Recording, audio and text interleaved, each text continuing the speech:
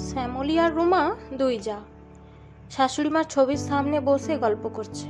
আজ শাশুড়িমার পারলৌকিক সব কাজ মিটে গেছে। 10-12 দিন ঘর ভর্তি লোক ছিল, আজ এক এক করে সব চলে গেছে। এই বাড়িতে রুমা, শ্যামলী আর তাদের বর, মানে এই বাড়ির দুই ভাই রয়ে গেছে। কাল রুমা আর তার বর রবি কলকাতায় ফিরে যাবে। 14 দিনের বেশি ছুটি নেওয়া হয়ে গেল। রুমাকে কাল স্কুল জয়েন করতেই হবে, আর রবিকে অফিস। দুই ভাই বসে বিষয় আশয় বুঝে নিচ্ছে। শ্বশুর মশাই বেঁচে থাকতেই দুই ছেলের নামে সব ভাগ করে দিয়েছিলেন। শুধু শর্ত ছিল, এই ভাগাভাগি প্রযোজ্য হবে শ্বশুর শাশুড়ির অবর্তমানে। তাই এখন আর বিষয় আশয় নিয়ে কোনো মন কষাকষি হয়নি। রুমা এক পলক শাশুড়িমার ছবির দিকে তাকিয়ে থাকলো, তারপর যাকে বলল, আমাদের মা খুব খারাপ মহিলা ছিলেন না? শ্যামলীও শাশুড়িমার ছবির দিকে তাকিয়ে থাকলো অনেকক্ষণ, তারপর ছোট করে বলল, হ্যাঁ। রুমার চোখ ছলছল হয়ে গেল।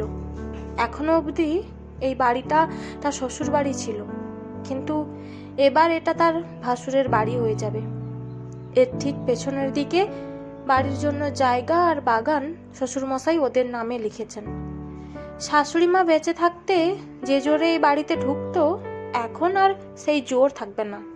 তাই একবার ভালো করে বাড়িটা দেখে নিল। আর কবে আসবে ঠিক নেই। ওর যা খুব খারাপ মহিলা নয়।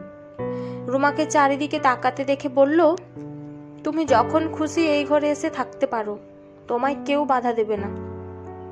রুমা চোখ মুছে নিয়ে বলল, আমাদের বাড়ি না হওয়া অবধি তো থাকতেই হবে।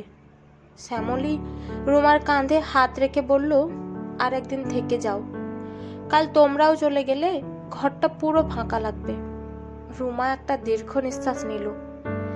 শাশুড়ি মা না থাকায় ওর এখনই বাড়িটা ফাঁকা ফাঁকা লাগছে। যখনই শ্বশুর বাড়ি এসেছে, শাশুড়ি এখানে ছিলেন বা ওদের সাথে এসেছেন, মনে হচ্ছিল এক্ষুনি শাশুড়ি মা ডেকে উঠবেন, বৌমা। যা ভাসুর সব আছেন, কিন্তু বাড়ির আসল প্রাণটাই নেই। রুমার মা ছোটবেলায় মারা গেছিল, তাই শাশুড়ি মাকে খুব ভালোবাসবে ভেবেছিল, কিন্তু পারেনি। কত যত্ন করার চেষ্টা করেছিল শাশুড়ি মাকে, কিন্তু শাশুড়ি মা কোনোদিন তার মূল্য দিলেন না। সব সময় বড় যার প্রশংসা। আমার বড় বৌমা সকাল সকাল আমার ঘর মুছে দেয়, কাপড় কেচে দেয়, আমাকে চানের ব্যবস্থা করে দেয়, খাবার দিয়ে সামনে বসে থাকে, আরও কত কি। বড় বৌমার প্রশংসা শুনতে শুনতে রুমার কান ঝালাপালা হয়ে যেত। রেগে গিয়ে জায়ের নামে বাজে কথা বলতে শুরু করত। সাথে সাথে শাশুড়ি প্রতিবাদ করতেন, আমার বড় বৌমা খুব ভালো মেয়ে, তার নামে বাজে কথা বলবে না। রুমার খুব রাগ হতো শাশুড়ির বড় যার প্রতি পীড়িত দেখে। বলতে ইচ্ছে করতো, ওখানেই থেকে যান তবে। যখন খুব অসহ্য হয়ে যেত, রবিকে গিয়ে বলতো, তোমার মাকে গ্রামের বাড়ি পাঠিয়ে দাও। এত করি তবুও সারাদিন বড় বৌমার নাম জপ করে। রবি রুমাকে বোঝাবার চেষ্টা করত, বলতো, মা কি বলল, তুমি অত ধরছো কেন? ওনার বয়স হয়েছে, গায়ে মেখো না। রুমা ছেড়ে দিতে পারতো না। সারাদিন ঘরে স্কুলে খাটার পর বাড়িতে শাশুড়ি মার সব রকম যত্ন নেয়। তাই রেগেই রুমা বলে, আমিও একজন মানুষ, এত করার পরেও ওনার মন পাওয়া যায় না। সত্যি কেউ পারে নাকি? এত যত্ন করার পর একটু তো মানুষ প্রশংসা শুনতে চায়। রুমা চাকরি করে, তাই কত টাকা দিয়ে লোক রেখে দিয়েছে শাশুড়ি মায়ের জন্য। লোকের কাজ শাশুড়ি মায়ের পছন্দ নয়, কিন্তু রুমার পক্ষে শাশুড়ি মায়ের ঘর মোছা, কাপড় কাচা, স্নানের ব্যবস্থা করা, খাওয়ার সময় সামনে বসা, বিছানা করে দেওয়া সম্ভব না।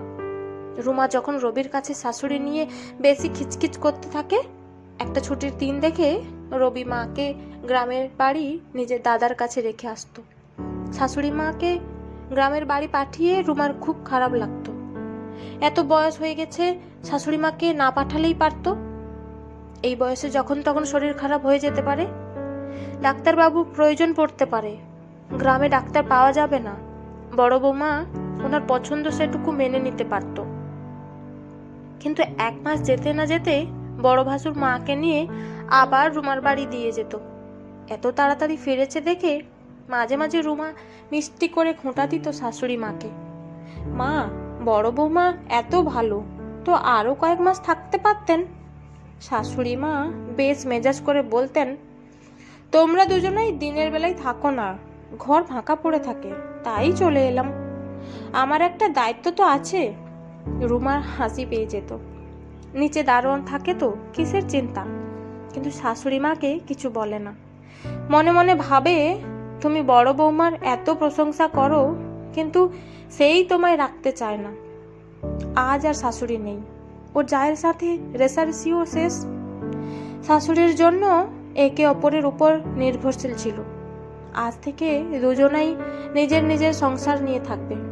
কিন্তু জায়ের ব্যবহারে রুমার মন খচখচ করছিল। শাশুড়ি যখন বড় বৌমাকে এত ভালোবাসতো, তো জায়ের উচিত ছিল শাশুড়িকে নিজের সাথে রাখা। আর্থিক অবস্থা দুই ভাইয়েরই ভালো, টাকার অসুবিধা থাকলে বলতে পারত।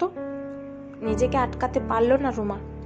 যাকে বলল, তোমাকে মা খুব ভালোবাসতেন। শ্যামলী ভ্রুকুচকে রুমার দিকে তাকালো। রুমা বলল, তোমার বিশ্বাস হচ্ছে না? সব সময় উনি তোমার সুনাম করতেন। তুমি ওনার ঘর মুছে দাও, ওনার কাপড় কেচে দাও, ওনার স্নানের ব্যবস্থা করে দাও, ওনার বিছানা করে দাও, ওনার পাশে বসে থাকো খাওয়ার সময়। রুমা দেখলো জায়ের মুখটা কেমন যেন ফ্যাকাশে হয়ে গেল। বলল, এত কিছু বলতেন, কিন্তু আমায় কোনোদিন বলেননি। রুমা, তোমার নামে কিছু বাজে কথা বললেই রেগে যেতেন মা। আমার বড় বৌমা খুব ভালো মেয়ে। শ্যামলী একটা করুণ হাসি হেসে বলল, কি বলছো তুমি?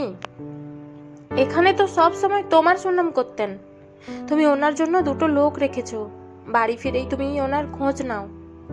ওনাকে বাথরুমে বেশিবার যেতে হয়, তাই তুমি নাকি তোমার বেডরুম অবধি ওনাকে ছেড়ে দিয়েছো, যেহেতু তার সাথে অ্যাটাচ বাথরুম আছে।